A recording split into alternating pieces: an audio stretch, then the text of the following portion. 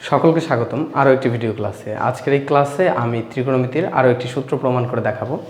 So অনেকেই প্রশ্ন করতে পারো যে সূত্র তো আমাদের আসে না, সৃজনশীলে তো সূত্র আসে না, প্রমাণ আসে না, তো সূত্রের প্রমাণ আমরা কেন শিখব?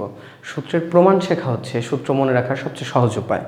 অনেকেরই একটা অভিযোগ থাকে যে ত্রিকোণমিতিতে প্রচুর পরিমাণে সূত্র, এগুলো আমরা মনে রাখতে খুবই হিমশিম খেয়ে বসি বা খুবই কষ্টকর মনে রাখা। সো সূত্রের প্রমাণ শিখলে সূত্র মনে রাখা খুবই ইজি হয়ে যাবে তোমাদের জন্য। সো সূত্রের প্রমাণ, আজকে আমরা যে সূত্র দুটির প্রমাণ শিখবো সেটা হচ্ছে সাইন এ প্লাস বি এবং cos A plus B. Sine A plus B হচ্ছে sine A cos B plus cos A sine B, এবং কজ এ প্লাস বি হচ্ছে cos A cos B plus minus sine A sine B. So এই সূত্র দুটি প্রমাণ শেখার পূর্বে আমরা আগে একটি খুবই সহজ বেসিক থেকে একটা জিনিস শিখে আসি। সেটা হচ্ছে একটা সমকোণী ত্রিভুজেই সবসময় ত্রিকোণমিতি সূত্র আমরা অ্যাপ্লাই করে থাকি। সো একটা সমকোণী ত্রিভুজ নিলাম, এটা একটা থিটা কোণ। সো এটার এই বাহুটাকে আমরা বলি অতিভুজ, কারণ সবচেয়ে বড় বাহু এটা। এই থিটার সাথে মিশে থাকাটা হচ্ছে ভূমি এবং থিটার অপোজিটে থাকাটা হচ্ছে লম্ব। সো আমরা জানি সাইন থিটা ইকুয়াল টু কি? লম্ব ভাগ অতিভুজ। সো আমরা অতিভুজ এবং সাইন থিটাকে গুণ করলে পাবো লম্ব। সো লম্ব ইকুয়াল টু আমরা লিখতে পারি অতিভুজ সাইন থিটা। একইভাবে আমরা কস থিটা যদি লিখি তাহলে হচ্ছে ভূমি ভাগ অতিভুজ। সো ভূমি ইকুয়াল টু কী হবে? ভূমি ইকুয়াল টু হবে অতিভুজ কস থিটা। সো এই দুইটা সূত্র আমাদের খুব কাজে দিবে। আমরা এর পরবর্তীতে যখনই কোনো ত্রিভুজের অতিভুজ এবং থিটার মান জানবো, তার ভূমি হবে অতিভুজ ইন্টু কস থিটা এবং লম্ব হবে অতিভুজ into cos sine theta. So এই বেসিক সূত্রটা সায়েন্সের ফিজিক্স এবং ম্যাথে প্রচুর পরিমাণে কাজে লাগবে। সো এই দুইটা বেসিক সূত্র, যে ভূমি ইকুয়াল টু হচ্ছে অতিভুজ কস থিটা এবং লম্ব ইকুয়াল টু অতিভুজ সাইন থিটা, এটা আমরা সায়েন্সের ফিজিক্স এবং ম্যাথমেটিক্সে প্রচুর পরিমাণে অ্যাপ্লিকেশন পাবো। সো এবার আমরা আসি সাইন এ প্লাস বি এবং কস এ প্লাস বি এর প্রমাণে। সো এটা প্রমাণ করার জন্য প্রথমে আমরা যেটা করব, একটা দ্বিমাত্রিক স্থানাঙ্ক ব্যবস্থা, এক্স অক্ষ এবং ওয়াই অক্ষ একে নেই। এটা হচ্ছে ওয়াই প্রাইম নেগেটিভ সাইড এবং এক্স প্রাইম এক্সের নেগেটিভ সাইড। সো এখানে আমরা ধরবো যে আমরা জানি যে কোনো একটি রেখা যদি একটা রিভলভিং রেখা ওকে কেন্দ্র করে অ্যান্টিক্লকওয়াইজলি ঘোরে, তাহলে এই কেন্দ্রে তৈরি হয় পজিটিভ কোণ, এবং যদি ক্লকওয়াইজ ঘোরে তাহলে কোণ উৎপন্ন হয় সেটা হচ্ছে নেগেটিভ কোণ। সো আমরা নেগেটিভ কোণ এবং পজিটিভ কোণ সম্পর্কে জানি। সো আমরা ধরলাম যে এখানে যেহেতু এ এবং বি দুটাই পজিটিভ কোণ, সো আমরা এখানে পজিটিভ কোণ নিয়ে চিন্তা করব। তার মানে আমাদের রেখাটা অ্যান্টিক্লকওয়াইজলি ঘুরবে। তো আমরা যে রেখাটা এখানে ঘোরাবো, রিভলভিং যে রেখাটা থাকবে, সেটার দৈর্ঘ্য হবে 1 একক দৈর্ঘ্যের। সো আমরা বলবো যে একক দৈর্ঘ্যের একটি রেখা, সহজ করার জন্য আমরা একক দৈর্ঘ্য ব্যবহার করব। সো আমরা বলবো যে একক দৈর্ঘ্যের একটা রেখা এখানে অ্যান্টিক্লকওয়াইজলি এ ডিগ্রি কোণ ঘুরে পি অবস্থানে গিয়ে পৌঁছালো। সো এখানে এ কোণ উৎপন্ন করেছে এবং এটার দৈর্ঘ্য কিন্তু একক দৈর্ঘ্য, এটা মনে রাখতে হবে। এরপর এই রেখাটাই আবার বি ডিগ্রি কোণ ঘুরে, এটা আরও বি ডিগ্রি কোণ ঘুরে পি বিন্দু থেকে কিউ বিন্দুতে গিয়ে পৌঁছেছে। সো এই কেন্দ্রে তাহলে এই লাল রেখাটা কত ডিগ্রি কোণ উৎপন্ন করলো? এ প্লাস বি কোণ উৎপন্ন করলো। এটা হচ্ছে এ, এই প্লাস বি, তাহলে টোটাল কোণ হলো এ প্লাস বি, যেটা আমাদের লাগবে সাইন এ প্লাস বি এবং কজ এ প্লাস বি। এবং এটা খুব গুরুত্বপূর্ণ যে এটা কিন্তু দৈর্ঘ্যে 1 একক। এটা সহজ করার জন্য আমরা ধরে নিলাম 1 একক। সো আমরা যেটা করব, পি বিন্দু থেকে এই বিন্দুটাকে আমরা বললাম ও, কিউ বিন্দু থেকে ও পি এর উপরে একটা লম্ব টেনে দেব। সেই লম্বটা আমরা ধরলাম এম বিন্দুতে ছেদ করলো, তাহলে এইখানে একটা লম্ব যদি টানা হয় তাহলে কিন্তু ও এম কিউ একটা কি ত্রিভুজ? সমকোণী ত্রিভুজ।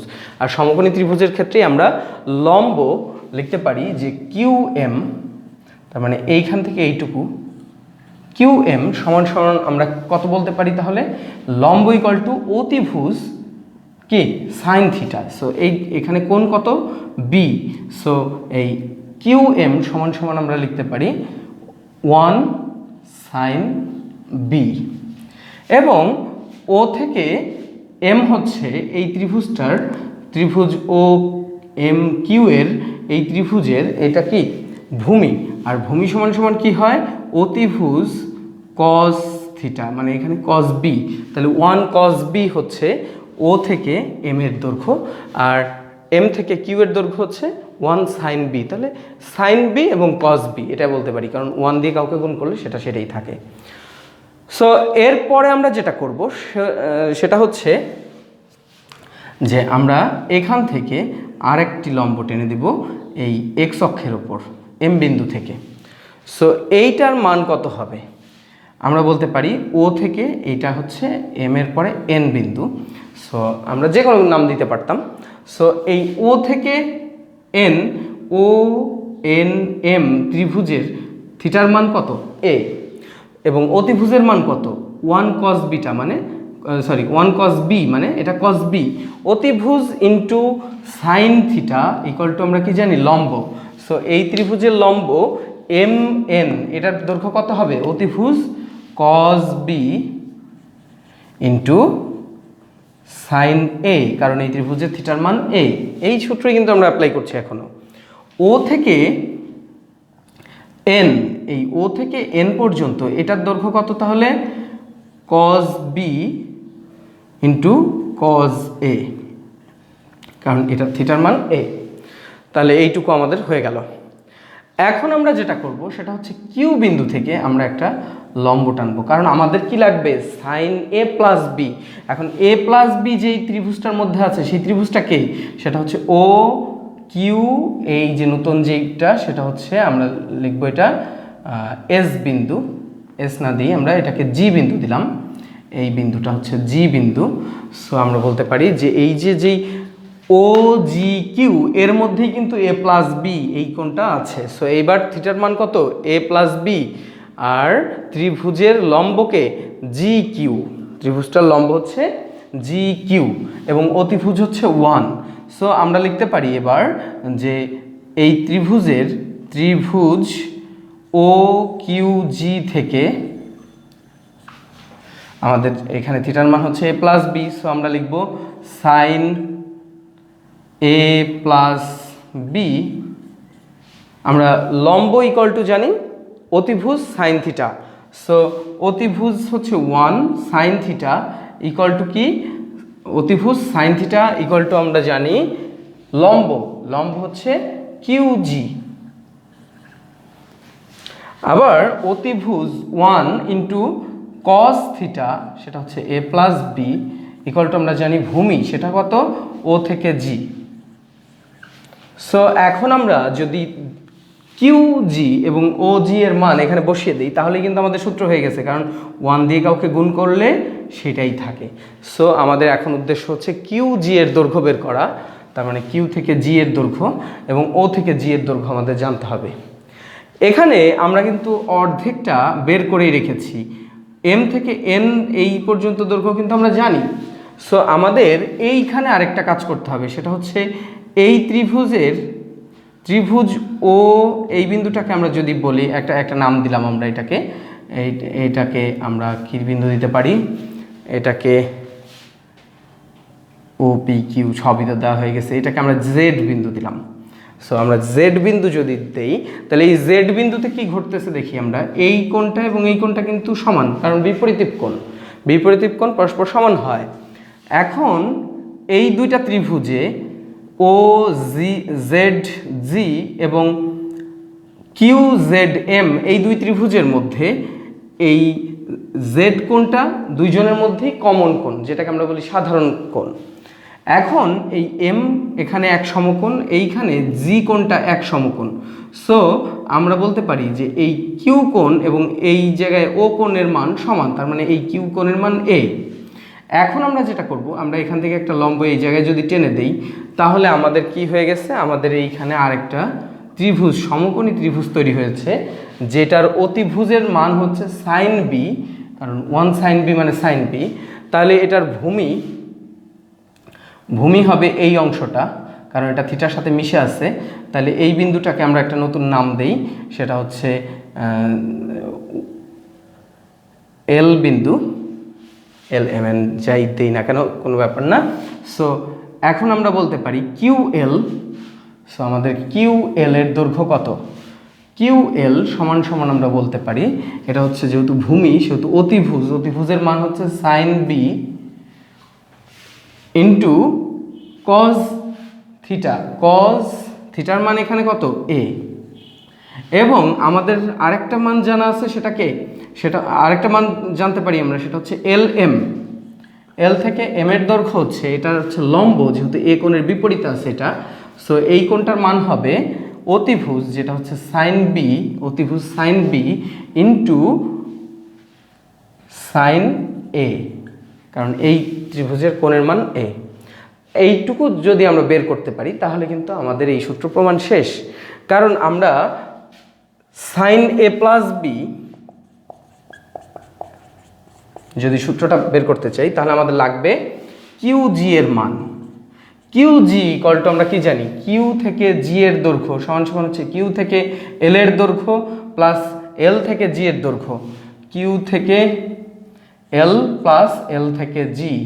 আবার এল জি সমান সমান আমরা কি লিখতে পারি, এখানে এল জি এর যে দৈর্ঘ্য এম এন এর দৈর্ঘ্য সমান, সো আমরা লিখতে পারি Q G, Q L plus L G না লিখে আমরা লিখতে পারি এম এন।